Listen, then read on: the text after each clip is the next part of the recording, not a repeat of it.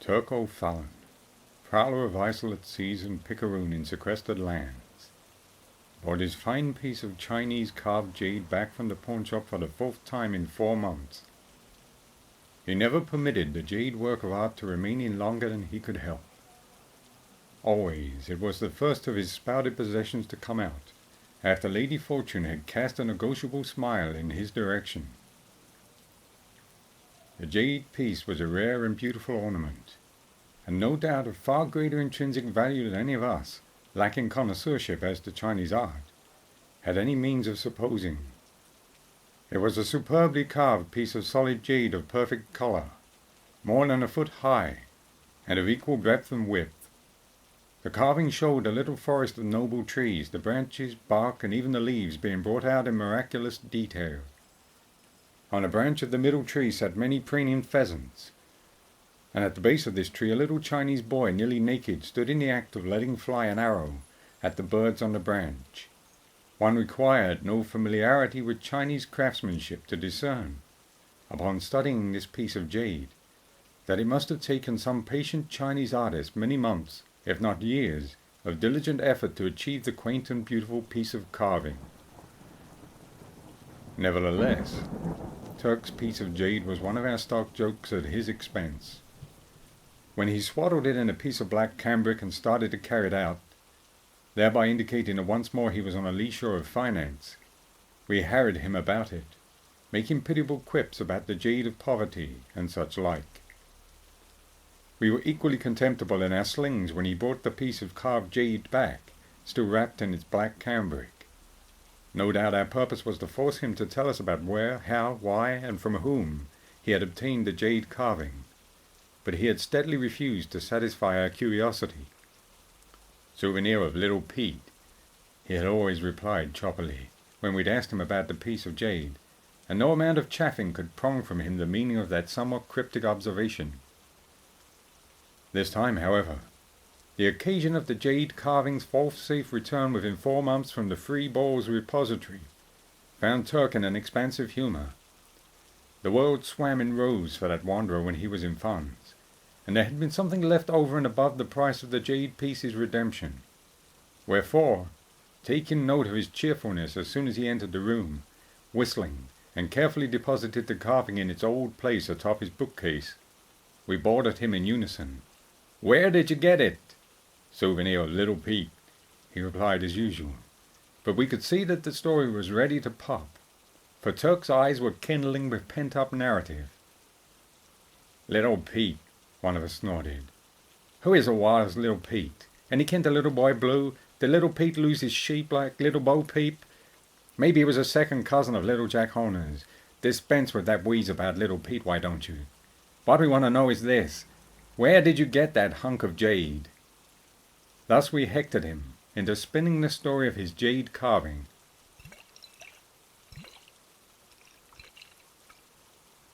It only goes to show what a bunch of uninformed, landlocked, stick-in-one-spot crustaceans you fellows are, that you don't know who Little Pete was. Did you ever hear of Charlemagne or Napoleon? Ever by any chance read or hear about a person by the name of Julius Caesar? There was a nifty old Chinaman once, 5,000 or 6,000 years ago, by the name of Confucius. Ever hear of that one? A little before your time, of course. But then so were Hannibal and Hamilcar. And yet those 2 last ones still figure in the betting, too, in a manner of speaking. Oh, you have heard of Confucius then, have you? Mighty queer then I call it that you've never heard of Little Pete. Both were Chinamen. Both were in a class by themselves among Chinamen. Confucius, of course, cashed in a long time ahead of Little Pete. But that's all the more reason why you farmers ought to know about the later man. Seeing that the pack of you still look dense and bovine, however, I'll give you a line or 2 on this Little Pete. Until about 10 years ago, Little Pete, that's all the name the Chinaman ever had or wanted, was the leading highbinder in North America. He lived in opulence and luxury and things in San Francisco's Chinatown. And the only people living on the west coast of the United States during Little Pete's day and date who didn't know all about him were inmates of the deaf, dumb, and blind asylums. The outfit of highbinders of which Little Pete was the grand mogul was steadily at war with another gang of highbinders, who thirsted for Little Pete's gore with a parched, consuming thirst. And the two gangs fit and fought in and around San Francisco with a ferocity and speed that forced the Chinese undertakers of that town to put on 3 8-hour shifts. When Little Pete marked some important Chinese individual of the rival highbinder outfit for death, that so marked nifty Chinaman usually was found lying all neat and serene in one or other of the Chinatown streets, with nary a mark of violence on his deceased person, but with about 50 yards of very fine piano wire beautifully coiled about his neck. I mention this fact in order to contrast it with the comparatively coarse, lumpy executionary work of Little Pete's rival band of highbinders, who did all their thinning of Little Pete's ranks with hatchets. For all this carnage, Little Pete walked as unconcernedly as a deacon passing the plate. He gave orders. His varlets and slaves in the highbinding game executed them. 1,000 hatchets were waiting for him every hour of the day and night. But the dead game little Chinaman prowled around heedless, unafraid. He had 30 wives and 30 servants in his San Francisco Chinatown home. He was a millionaire, being the backer of about half the Fantan and other games of his breed in San Francisco. As a matter of fact, Little Pete didn't have much time to speculate as to how long the other gang of highbinders intended to let him live, for he was too busy speculating on the ponies. All Chinamen like horse racing, but Little Pete was a bug over it. At that, probably a man has a right to be a bug over any kind of game that he can beat. Little Pete beat the pony game around San Francisco almost to a standstill. The old Bay District track was running then, and the buzz used to be that Little Pete had half the owners and trainers racing horses on that track bought up.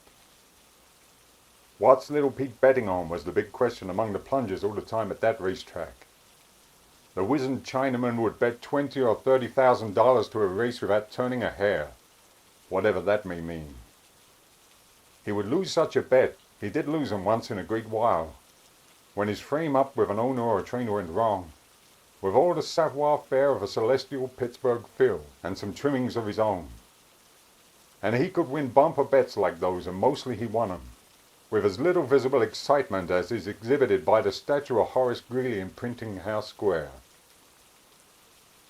Having now briefly outlined in mere skeleton form something as to the who-ness of this Little Pete, of whom you inland turtles appear never to have heard, I'll nudge along to where and how I got snapshotted on the same Vitagraph film with him.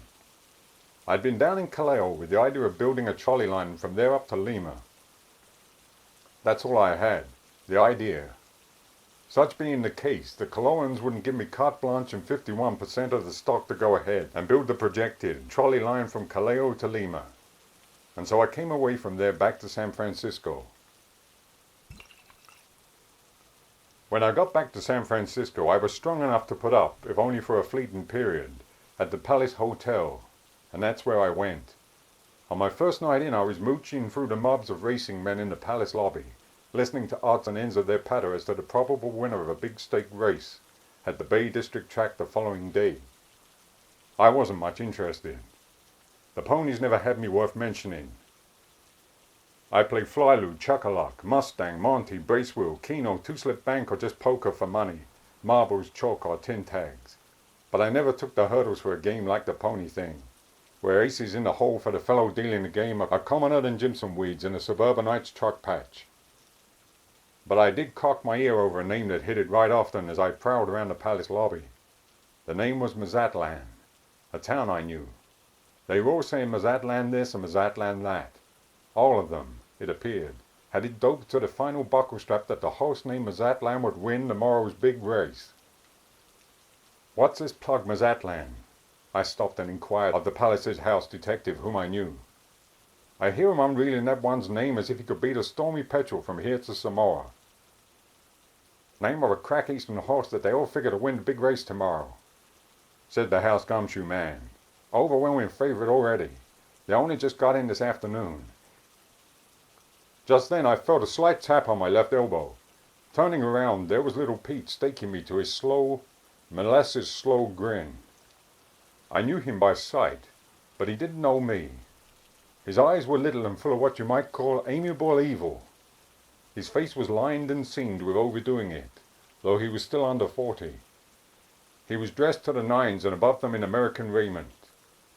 There was a solitaire in his lavender puffy ascot tie as big as a boy's toe agate, and bluer than strained violets. His English was as good as yours, if that's any boost for it, but I couldn't figure why he had touched me on the elbow. "You know me?" he asked, standing there swaying easily from heels to toes and waving his walking stick back and forth. The syllabub slow grin still flickered over his seamy face. "That," I told him, "depends on whether this is a trap, a dead full, or a joke. If everything's all right and the coast clear, why? You're little Pete, aren't you?" "I reckon perhaps they pointed me out to you," he said simply. It wasn't vanity. It was only that a Chinaman says exactly what he means when he wants to. As I afterward figured, little Pete imagined that he had just been pointed out to me that evening. "Perhaps you would care to dine with me," said little Pete tentatively, watching me keenly out of the tail of his slanted eye. "Everything else being equal, where do you dine?" I asked him. "At my house," manifestly taking my question for assent. "I'll have my carriage called." He darted over to the carriage desk and darted back to me. I didn't understand his game, but I always make a point of going through with a game before picking flaws in it. So we spun idle talk until a boy came up and told him his carriage was waiting outside. I got into the carriage with little Pete. It was a labyrinthine drive, a good deal of it at the end through dark and narrow streets. Little Pete talked horse-guardedly, but hoarse all the time during the ride. I lay back and enjoyed the rumble of the rubber-tired wheels of little Pete's equipage. He gained the impression, I can see now, that I wasn't exactly in a mood yet for talking horse. The exterior of little Pete's square-fronted house was dark, but the inside was a flare of light. I tell you in a word or so what it looked like inside. A mandarin's palace. Silent Chinese servants in their native Mother Hubbards paddled softly about the halls and rooms. The place was as quiet as a joss house, yet it seemed to be filled with hirelings all moving about and doing something. The dining room, in the rear of the ground floor, was in white and gold Chinese scrollwork, lighted by Chinese lanterns of white and gold with electric bulbs inside of them. The table was all set American-wise and for about 20 people. "Oh, your birthday, and a little birthday banquet or something for yourself, eh?" I suggested to little Pete, but he only smiled his treacle smile and ducked the question. We sat down, little Pete at the head of the table and I to the left of him, the left being the Chinese place of honor at eating fiestas, and he gave his palms a soft little smack together. About a dozen abject-looking Chinese man-servants in dark blue silk gowns cut kind of directoire-wise popped instantly but noiselessly into the dining room from 3 different doors. Little Pete addressed the head man of that gang in Cantonese. 2 minutes later, little Pete and I were absorbing into our persons a couple of martini cocktails that old Martini himself couldn't have built better. Then came the little necks, the soup, and the other preliminaries of a straight-out American feed, arranged and supervised by some know-how person located right on the works. While we were at the soup, the Chinese serving men were loading the other places with the constituent elements of a Chinese meal. Then at a glance from little Pete to the head serving man, there was a mellow rap on a deep-toned gong outside in the hall, and 30 seconds later a whole troop of little Chinese women, beauties in the Chinese view, wobbled in on their little foreshortened feet. They kowtowed first to little Pete, their husband, and then to little Pete's guest, who wasn't anybody's husband. After which they tiptoed into their places at the table and looked demure and picked daintily at their queer-looking Chinese victuals. "Have one?" little Pete asked me. I thought he meant, would I have an olive, for he appeared to be looking at the olive dish. "Thanks, no," said I don't eat them." He looked at me with a sort of grave surprise for an instant, and then the syrupy smile crept back to his face. "You not understand," said he, relapsing as he did occasionally into Chinesism. "I meant, will you have a wife, or maybe 2? And he waved his hand down the line of little made-up slant-eyed Chinese women slightly partaking of their own brand of food. Came some close to knocking me clean off the bench, but I didn't let little Pete see that. I didn't know what he was playing me along for, but I did know that I didn't require 1 or 2 wives just then, Chinese or other. Next time, said I, as if I was used to questions like that. I mumbled something about not having any domestic plant then in operation in San Francisco, such as would enable me to take unto myself a few wives. Little Pete and I spilled quiet chatter as we went forward with the meal, which was faultlessly cooked and faultlessly served, from the seasoning of the ragu to the chilling of the vintage wines. He appeared to want to talk horse. One horse especially he seemed desirous of discussing. The horse Mazatlan. But I sort of flagged him. I wasn't up on the late horse patter, having been out of the country. He took it with the stolid good nature of a Chinaman when I stored him from the horse topic. The meal was half over. Happening to look toward the middle of the table, I noticed a piece of carved jade serving as a centerpiece. Little Pete caught me looking at it. He beckoned one of the serving men with a nod and directed him to fetch the piece of jade for me to examine. It was the piece you lummoxes have been so inquisitive about. You like? Inquired Little Pete, falling into another abbreviated Chinese phrase as I examined the carving of the jade. Who wouldn't like? I asked him, setting the jade piece down. He is yours, said Little Pete, waving his claw-like hand toward the piece of jade. I said nothing. I knew there'd be something popping to explain it all soon, and was willing to wait because the dinner was in a class by itself, and because a lot of other things. At the coffee, Little Pete said something to the head serving man, who went out, presently returning with an oblong box of carved ivory about 6 inches in height. Little Pete opened this, and took from it an ivory affair of about the shape and size of an ostrich egg. This he unscrewed in the middle and took from it another egg of slightly smaller size. There were 8 of these middle-threaded ivory eggs, one within the other, and when Little Pete got down to the last one, he leaned over toward me as he unscrewed it. He took off the top half of this little ivory egg, and there, under the flare of light, and nesting in a dab of snowy fleece, was the biggest pigeon's blood ruby I had ever had a peek at. It was aflame with iridescent fire so that it seemed almost to be squirming in its nest of fleece. I couldn't hold in an exclamation. Like him? Little Pete asked me, looking up with his slow spreading grin. Asked me if I like blue skies, sunlight, flowers and such like, said I, maybe a little ornate under the glow of wine. Yours then, said Little Pete, and he screwed all the eggs together one within the other, placed the big egg in the oblong ivory box and stood it alongside my plate. That's when I pushed my plate back. I don't like to have to wait too long for the answer to a puzzle. What for? I asked him. Why mine? Let me in on this. What for? Little Pete leaned back in his chair, lit a cigarette, blew a few eddies of smoke at the ceiling, studied me furtively before beginning, and then said in a matter-of-fact tone, Is this Mazatlan so good then?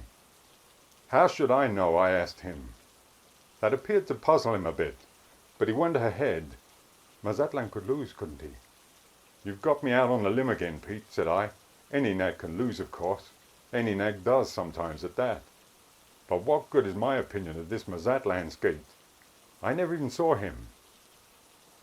He gave a distinct start at that. Then he leaned forward in his chair and eyed me keenly. Never saw your own horse? He said to me. And there was a hoarseness in his voice that I hadn't noticed before. You make a joke then? My horse, said I. Quit your fooling, good host. I don't own a hair of Mazatlan's tail. Don't own any kind of racehorse. Never owned one in my life. Where did you get that? You are Clint Blank, said Little Pete, leaning still farther forward in his chair as he named the man the house detective of the palace had mentioned to me as being the owner of the horse Mazatlan. Not any, not none, I repeated right back, for the thing was pretty pellucid to me by that time. I understood why Little Pete was for loading me with gifts of wives and rubies and jade carvings and things. I'm Turk Fallon, student of men, cities and money, though speaking of the latter I'm oftener broke than not. Pretty comfortably broke now, for the matter of that. Not so much broke, though, that I'd be accepting a lift from a Chinaman who for a sure thing mistakes me for somebody else. All Chinamen are game losers. Little Pete knew all about his mistake before the words were half out of my mouth. He smilingly offered me a cigarette and then leaned comfortably back in his chair. Whatever mortification he felt, he swallowed. We chatted for a little while longer. It all weaved through my mind as we chatted. Somebody had pointed me out to Little Pete in the palace lobby as Mazatlan's owner. or in the pointing out, little Pete's eye had caught the wrong man, that man being me. He was used to bribing owners of racehorses to channel affairs his way. He wanted to make a bumper bet on some other horse in the big stake race of the morrow, and he wanted to have the owner of Mazatlan fixed first. And having been fooled, or having fooled himself, he had made his overtures to the wrong man. As our cigarettes burned down, a sly smile began to flicker around the Chinaman's tight-drawn mouth, and at the crow's feet corners of his eyes. "I think you not tell all you know," said he, regarding me keenly through those crafty eyes. "I think you know how keep quiet." Keeping quiet, when the circumstances call for it, is about the handiest little accomplishment I've got, I reassured him, catching his drift without having to use any plumb line to test the current. As a quiet keeper or keeper quiet, I'm too valuable for everyday life. I ought to be John D. Rockefeller's private secretary. Little Pete looked pleased. Perhaps my self-plugging helped to confirm him in his own belief as to my discreetness. Then he showed me, as I'd often been shown before, that a Chinaman, virtually alone in his speciality, knows how to buck up and stand pat even in the first days of any old kind of disappointment. "You'll take him anyhow," he said, pointing to the jade carving. "Fine piece. Took Chinese knife artist 8 years to cut him that way." And he lifted the jade piece from the table and placed it under my arm, which was pretty game, seeing that I had no goods to deliver and had, as it turned out, only been using up his time and entertainment. But there isn't a tail's worth of an age in a game Chinaman. I felt compunctious, if that's the word, about walking off with this man's gift under my arm, when I hadn't done him any gift-meriting turn. I felt as qualmy about it as the newsboy who, after hitting a cop in the eye with a rock, beat it to a place where the Christmas tree was being stripped and took down his gift. He didn't feel as if he really deserved it, and neither did I. But the jade piece already was under my arm, and little Pete was ushering me to the door. His carriage was waiting to carry me back to the hotel. Before I had the right or the wrong of this gift business decently sifted over in my mind, I was lolling back in the Chinaman's brougham with the jade piece weighing down the cushion beside me.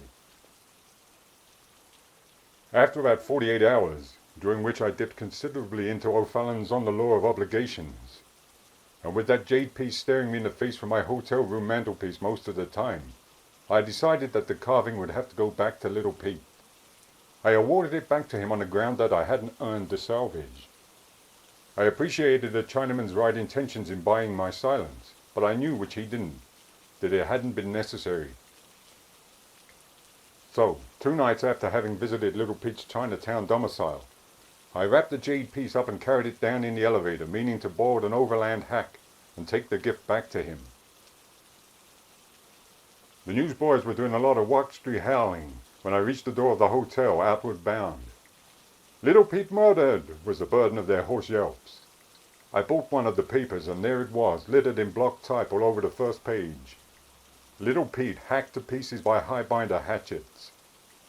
They'd got him a few paces from his own doorway soon after dark. Medical persons who looked over the remains declared that it had been as neat and thorough a bit of amateur dissecting as they had noticed since the last previous high-binder hatcheting. I took the Chinaman's gift back to my room and replaced it on the mantelpiece. So there's the hunk of jade, as you fiddler crabs of the inland waters call it, and now you know as much about it as I do.